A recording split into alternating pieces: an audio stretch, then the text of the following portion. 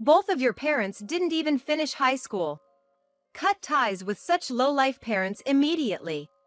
My husband, whom I had always thought of as kind and dependable, began to scorn and belittle me the moment he found out my parents were middle school dropouts. I was taken aback and saddened by his sudden change in behavior, which came as a complete shock. My name is Julie Sutherland, a 33-year-old working housewife. I live with my 1-year-older husband, Tom, and our 4-year-old child, leading a busy life. As for my job, I work at a company run by my parents. I respect my parents for building their own business, and since I was young, I've been interested in their work. I was delighted when I got a job after thoroughly learning. So when Tom suggested I become a full-time housewife after we got married, I insisted on continuing my work. At that time, Tom respected my wishes, which made me very happy. We had a love marriage, and initially, we supported each other without any issues. Even when we had differing opinions, we would resolve them amicably and respect each other's views. Until then, I felt happy to have married a good man. However, at one point, Tom found out my parents were middle school dropouts and started to deride them. My parents' company may be small, but Tom had admired it until he started complaining just because they didn't have high school diplomas. What does it matter if they didn't finish high school? Why do you suddenly care about that? No matter their educational background, my parents currently have the ability to run a company. Education is important, sure, but it shouldn't be the only measure of a person. Up until then, Tom had built a good relationship with my parents, so I pleaded with him not to judge them solely on their educational attainment. But Tom couldn't accept my perspective and seemed displeased with me for defending them. Dropouts are no good, right? Don't associate with such parents. He even went as far as telling me to cut off my relationship with them. Without reconsidering his grudge against people without a high school diploma, Tom became even more stubborn and our relationship worsened. Moreover, from this time on, he began to strongly insist that I quit my job. Especially after our child was born, he started saying it even more frequently. Quit your job already and focus on the housework. But you used to say it was fine for me to continue working. My husband, who had once respected my decision, had now become pushy with his selfish ideas. Since he wasn't like this before, I was confused and sad but kept trying to convince him, hoping he would understand. However, no matter how many times I explained my reasons for wanting to keep working and the benefits it brought to our family, he consistently told me to quit. He seemed to truly believe quitting was for my benefit, belittling my desire to work. As a result, our once peaceful life, where we used to help each other, turned into days filled with endless arguments. The quarrels continued, and Tom's insults about my job and my parents increased, chilling our marital relationship. My parents had expressed a wish to celebrate our child's birthdays and graduation ceremonies together if possible, but my husband vehemently refused with harsh words. Furthermore, he wouldn't listen to me and would unilaterally decide on plans, which led me to consider divorce. Then, one day, Tom came home in high spirits because his promotion was confirmed. With the salary increase, he told me to quit my job. With my pay raise, you don't need to work, right? Just quit and take care of the home. Since he started telling me to quit my job, Tom stopped doing any housework he used to help with.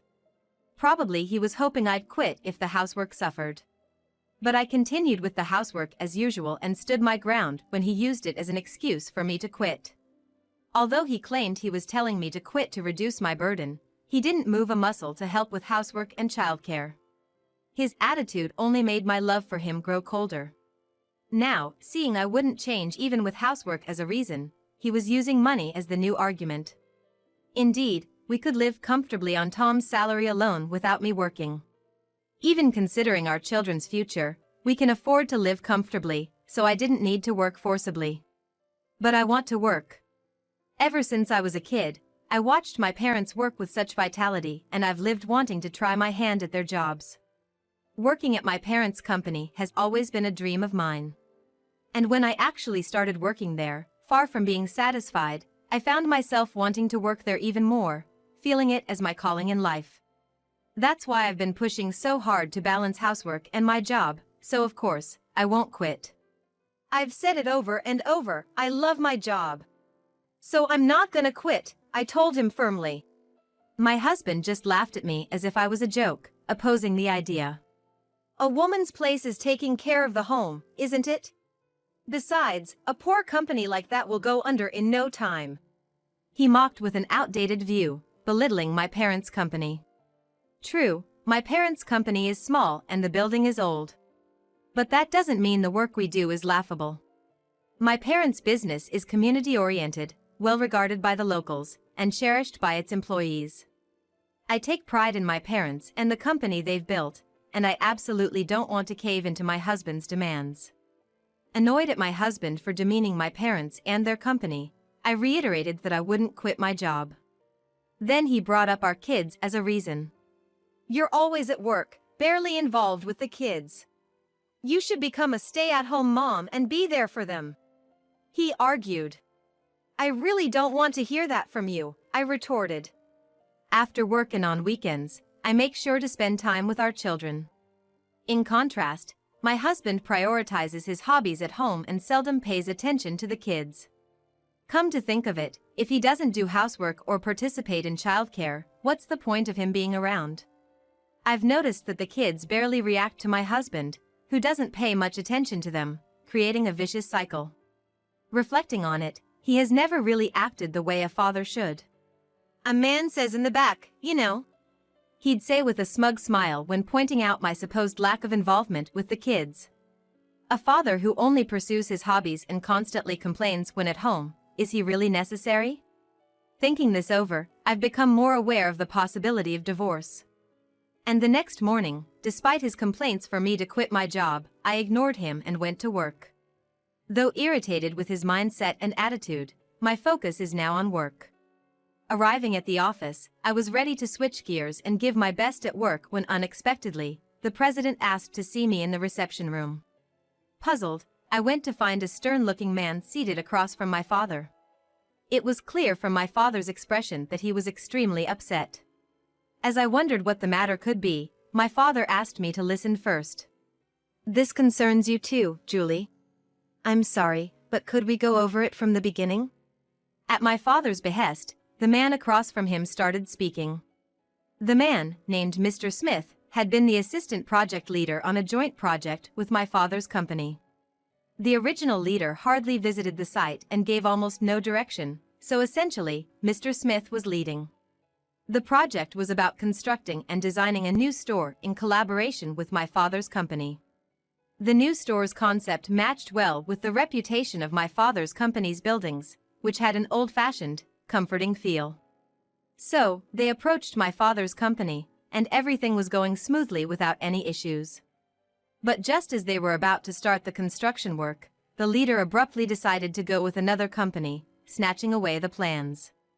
This project was a major deal, and a significant amount of money had already been involved, so my father was understandably angry.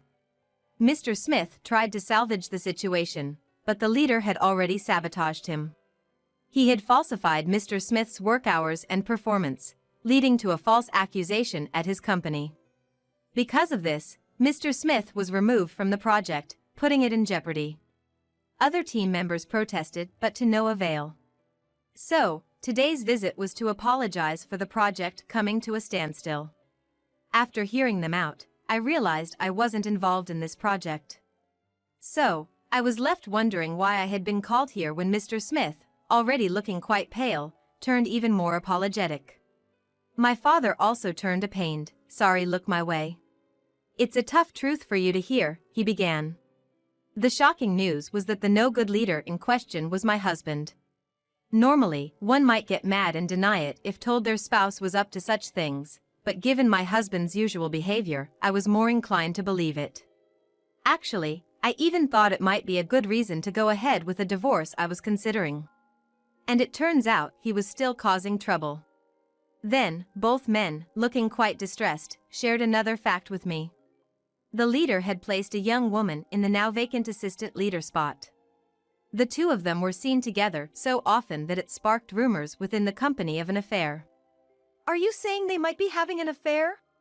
But it's just a rumor, right? Despite my disbelief that my husband could be cheating, I had to ask for clarification, to which Mr. Smith regretfully confirmed. While we can't say for sure it's an affair, they often dine together and are seen alone a lot, so it's almost certain. Apparently, many employees had witnessed my husband in private rooms with this young woman and out and about together. Their behavior suggests it's more than just being work associates. The two of them spoke hesitantly, considering my feelings. Especially, my father had a troubled expression. My father knew how happy I seemed before and at the beginning of my marriage. Back then, I was all about loving my husband, so it must have been tough for him to break this news. But now, I've already got a reason for divorce, and to be honest, I'm even somewhat relieved, so the news of my husband's affair doesn't hit me hard. Don't worry about it. Things haven't been working out between us for a while, and I'm actually considering a divorce, I reassured them. When I mentioned my upbeat attitude about the divorce, my father looked shocked. If the affair is really happening, then I'll definitely be going after a fair amount of alimony, I said with a smile, and Mr. Smith seemed to regain some of his spirits. Actually, I'm thinking of reporting to the company what the leader of this project's team has been doing. If things go well, I believe we can continue with this plan. These words seemed to give my father some energy back. The three of us then started brainstorming a plan to bring my husband down. Fueled by all the demeaning and complaining I've endured from him, and now his cheating, I was fired up to give him a taste of his own medicine, contributing plenty of ideas. And behind the scenes, while my husband went about his usual business, we were making preparations in secret. We planned to keep him in the dark until the last possible moment before confronting him all at once. At the company, Mr. Smith led the effort to gather evidence of my husband's tampered reports and to prove that the project he claimed as his own wasn't actually his work. We had all the prep work and research for the project proposal on hand, and since my husband hadn't attended the meetings, the meeting minutes proved it. We submitted all this evidence along with a letter of protest from the entire team, and the company decided to conduct a factual check before giving my husband a chance to explain. As for me, I hired a private investigator to look into the affair.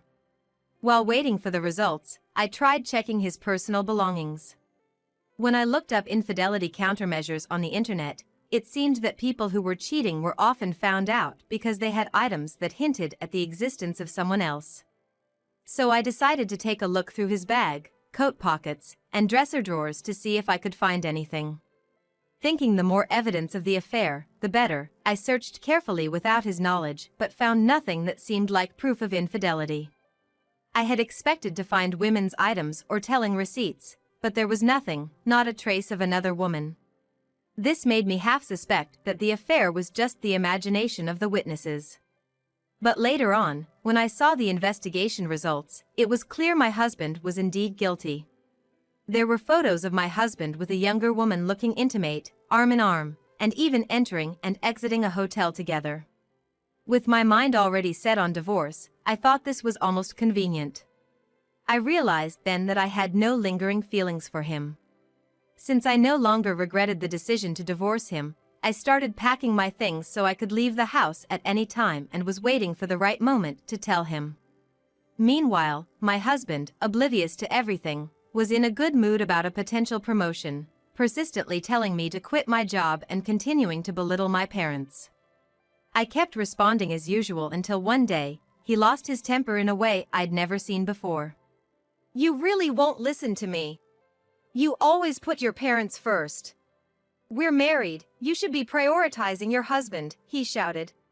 But it's his fault for belittling my parents and dumping all the housework and childcare on me without lifting a finger to help. How am I supposed to rely on someone who's too busy to help when I ask? I almost sighed out of frustration at my do-nothing husband who only complains. Plus, he never listens during discussions, just gets angry when things don't go his way. Quick to anger and quick to insult my folks.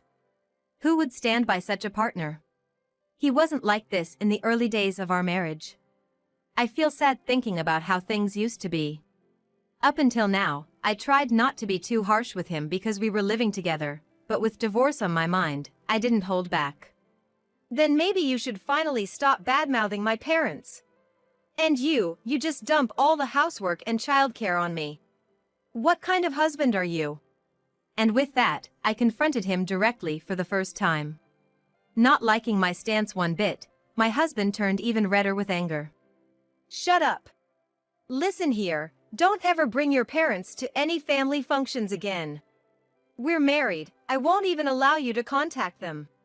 If you don't like it, then it's divorce, he yelled.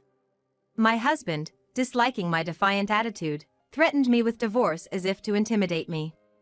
He thought I would be afraid of divorcing him, which just made me feel dumbfounded. Despite him never really acting like a husband, I wondered how he could say such things with so much confidence. Though I was internally rolling my eyes, I kept a solemn face and asked him, "Are you okay with that?" When he mentioned divorce, I felt a surge of relief inside, thinking I could easily get one, but I kept a serious face as I sought confirmation. Perhaps thinking I was distressed by the idea, he looked a bit smug as he replied, "Yeah, you'd be lost without me. I'm quite the catch, but who'd look twice at a stubborn and dull woman like you?" He seemed to think that I would be unable to fend for myself after the divorce. And even went on to mock my age and personality, suggesting I wouldn't be able to remarry. Facing his gloating smile, I calmly showed him the completed divorce papers. "Understood. Then please sign the divorce papers." "What? Are you serious? You'd be in trouble without me, right?" Shocked that I was considering divorce, he asked again, as if still trying to intimidate me. I retorted, loaded with all the frustration I'd accumulated. "Life is easier without you around. It's exhausting to be with someone who does nothing but complain." It's better not to have someone who doesn't help out with the family and just struts around. Life would clearly be more enjoyable without him, so I'd prefer it if he were gone. His displeasure at my seemingly happy reaction to the divorce only made him angrier. "I'd be better off without you too." In response to my words, he hastily signed the divorce form. The next early morning, I took the kids and the divorce papers, packed our bags, and left the house. I had already informed my parents the day before, so we immediately went to their place. They had been made aware of my intention to divorce, so everything was set up for us to live there, and we were able to move without any panic. That day, my husband not only lost the promotion he had been looking forward to but also his affluent lifestyle. Upon arriving at work, he was promptly called into the conference room, where he was confronted about the allegations Mr. Smith and the others had raised. In the conference room were the team members who had accused him and the young female employee rumored to have had an affair with him. "What's this all about, all of a sudden?"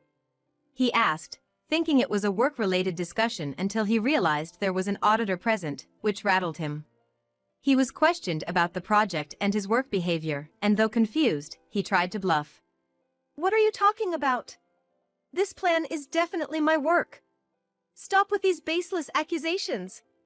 "But you can explain the details of this project plan, right?" However, with the evidence Mr. Smith and I had compiled, he couldn't explain the project plan he had claimed as his own. It was no surprise since he hadn't created it nor had he reviewed the content thoroughly. When questioned about the project plan, he couldn't explain anything, whereas Mr. Smith could respond perfectly. Therefore, he couldn't prove that he hadn't stolen the credit and found no way out of his predicament. He was told that his promotion was off the table, and although he protested angrily, he was not taken seriously. Then, he was further grilled about the affair, and the confrontation with the young female employee ensued. She hadn't been briefed about the meeting and quickly slipped up. "He said he'd give me favorable treatment in my job if I went along with it. I knew he was married, so I thought it was just part of my job." She claimed she had been reluctantly involved with him because he had forced her. Now, she began to play the victim, trying to shift all the blame onto my husband. "Don't spout nonsense. You're trying to make me the bad guy all by yourself." My husband shouted back in anger, eventually lashing out with accusations about how she had been the one pursuing him. They both made wild claims against each other, which apparently turned into quite the argument. But thanks to the investigation results from the detective agency I had commissioned, either could deny the affair. They were both deemed to have character issues that rendered them unreliable for their positions. My husband was demoted to a window-side position as a regular employee. And his salary was reduced to the point where he could barely afford to live on his own. His misconduct ensured that he would never be able to rise through the ranks at that company again. Someone who doesn't take their job seriously and just steals their subordinates' accomplishments shouldn't be able to get promoted. Moreover, my husband had been slacking off, never really putting in the effort at work to be considered excellent. He had a good front, and initially, some people seemed to be on his side, but once the evidence of his wrongdoing came to light, people quickly distanced themselves from him. This made his workplace environment uncomfortable, and with his past misdeeds, he found himself in a tough spot to find a new job, leaving him clinging to his window-side position. Furthermore, since I had hired a lawyer, I was able to demand alimony and child support from him. As we hadn't settled property distribution and other details yet, I hadn't filed the divorce papers at this point. And the alimony was set at $60,000. Additionally, child support was decided at $1,000 per month. The alimony was higher because of the verbal abuse I routinely received from my husband. Since deciding on divorce, I had recorded these instances, which contributed to the larger amount. As for the division of assets, there was no issue with the house since it was a rental, and it was decided not to split our savings. Since our marriage, my husband had been spending money on his hobbies and affairs with women, and my savings were more substantial, which is why I made this choice.